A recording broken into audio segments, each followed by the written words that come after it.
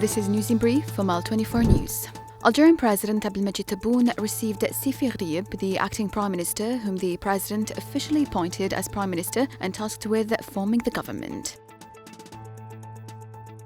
At least 48 Palestinians have been killed since dawn by occupation's airstrikes and gunfire across the Gaza Strip, including 32 in Gaza City, where at least 30 residential buildings were destroyed, displacing thousands of people from their homes. Against this backdrop, leaders from the Organization of Islamic Cooperation and the Arab League are gathering in the Qatari capital to discuss a formal response to these line strikes on Doha. US and Chinese officials are meeting in Madrid to address long-standing trade tensions and approaching divestiture deadline for the Chinese short video app TikTok, and Washington's calls for the G7 and European allies to impose tariffs on China to halt its purchases of Russian oil.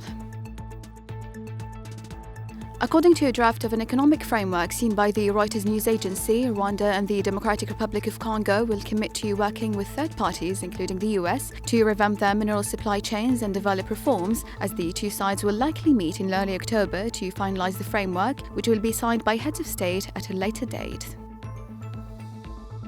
Iran's Supreme National Security Council has announced that arrangements included in a new agreement signed between Iran and the IAEA have been approved by the Nuclear Committee of the Council. The top security body, however, emphasized that these arrangements would be halted if any hostile action was taken against Iran and its nuclear sites, including the return of UN sanctions.